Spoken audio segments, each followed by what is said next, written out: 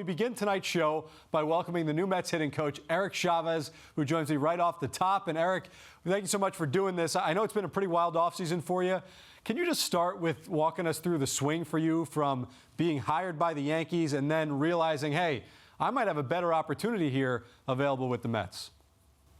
Yeah, you know, when I started that conversation with the Yankees, it was pretty much made clear that I was talking to a few different clubs.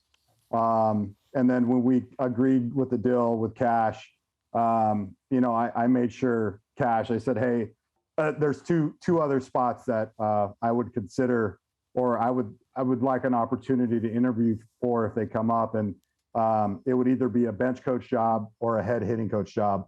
And so I was pretty upfront from the beginning. We kind of knew with the Mets situation that my history with Billy, it was going to be possible that I was going to present an opportunity. And then obviously with the coaching vacancies that the Mets had, that obviously lifted the odds of that happening pretty high. So it was something that was very made clear from the beginning. And you know, to Cash's credit, he granted me permission to do that if that was the situation. When it officially happened, he called me and he reiterated again, is this something that you want to do? And I said, yeah. I said, I'd like to kind of explore these options and see where it leads us. You know, Eric, you mentioned that history with Billy Eppler. You have an extensive history with the Mets general manager. What is it about that relationship that just seems to work so well between the two of you? Yeah, I love the individual. When I went and played in New York, Billy was Cash's assistant GM. And we hit it off pretty good. I mean, we grew up about 20 minutes from each other in San Diego, though we didn't have any history together. We obviously knew tons of people that crossed paths, and we had a lot of connections. And I've always admired just the person. You know, he's always treated people very fairly, very honestly. You know, he's got a way with, you know, making everybody in the room feel important, that their opinions were important. And I like the way he goes about his business. I respect the individual. I respect the man. I love the family man part of him. He's a devoted dad and a great husband. And I just like everything about him. I like what he represents, and I like the vision he has for putting together an organization and putting together a major league team. So, listen, obviously things are in a bit of a holding pattern right now. We all hope that they get resolved soon enough and the season can get going rather quickly. But I know you can't speak about any individual players at this moment. Still, just as a whole, from afar, what have your thoughts been over the years watching this group and what you could potentially bring to it? Yeah, I mean, you know, honestly, I met Steve Cohen. You know, he's just bringing so much excitement to the city and that organization. And, you know, he's gone out and put his wallet where his passion's at. And he's brought in tons of new players. And that's the kind of really bad thing for this coaching staff that we've put together. I mean, not only are, you know, led by Buck, that we have to get to know each other on an individual basis, but not being able to talk to the players right now is extremely frustrating. And I know a lot of the other teams are dealing with the same type of situations, and you know, it is one of those things right now. And hopefully, you know, that deal will get done sooner than later. But you know, knowing Buck and the Zoom calls that we've had with the staff, as soon as those players do come up with the agreement, we're going to be prepared and we're going to be ready to hit the ground running.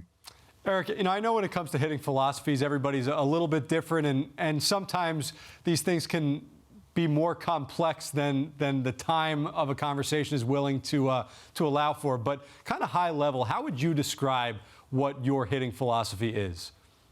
Yeah, I don't even want to start with the high level. I'll make it as simple as possible. I want to break this down into consistency and quality at bats. I think over the last 5 to 7 years, you know, with the Instagram and with the philosophy of getting the ball in the air and launch angle and exit velocity, all of which are great things. I think how, you know, and we can kind of see this collectively across the league, that there's a lack of consistency. Yeah, you know, there's guys that are hitting home runs, on bases look good, but you know, the strikeouts and the 190 batting averages kind of seem to be acceptable in the norm. And I just don't think that's how you build winning teams. So my goal is to simplify things.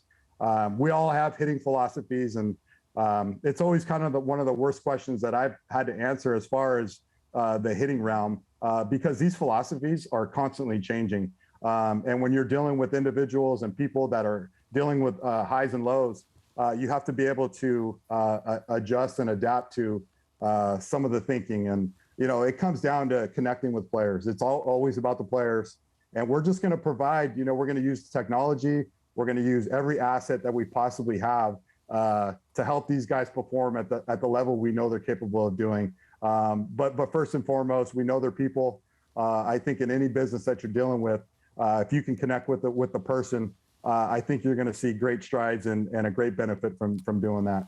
So, Eric, in that answer there, I think the word to highlight is simplify. You talk about simplicity, and I'm not sure how much you've heard about last season. I know you can't really talk to any of the players, but there did seem to be almost this freezing at the plate at times from too much information, an overload of information, guys maybe guessing a little too much at the plate.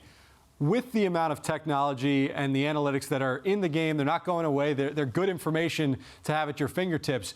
How do you, almost funnel that in the right way to these players? How do you take what can be really complex numbers and simplify it to make it effective information for the guys?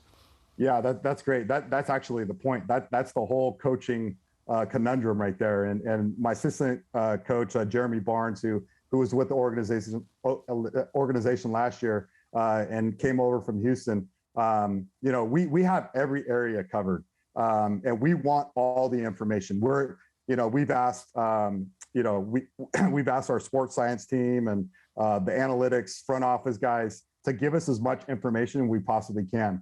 Now, that's the important part, is going to the player and seeing what works for him. What few cues do you need? What information do you need to go perform on a nightly basis? And we'll kind of break down that information where, we've told our staff, give us as much information as you possibly can. And then getting to know the players over time, we'll provide them with as much or as least of information as they possibly need to go out and just perform and be reactive. Not sitting in the box thinking about percentages and overthinking things, because we want the natural ability to take over. But, we also want to be smart about what we're doing. We want to know our strengths. We want to know our weaknesses. And we obviously want to know what the pitcher's trying to do. So, but the name of the game, like I said, is to simplify things. We're going to look for consistency. Yes, we want OPS. Yes, we want homers. Yes, we want doubles. But we want the players to take care of what they need to take care of in the box. And once that ball leaves the bat, it's out of your hand. There's nothing you can control. But we're going to try to control the factors we can when they're inside the box. He is the newest Mets hitting coach, Eric Chavez. Eric, thank you so much for giving us a few minutes tonight. Safe travels on your way to Port St. Lucie when you do head down there, and hopefully we'll be down there joining you in the not-too-distant future.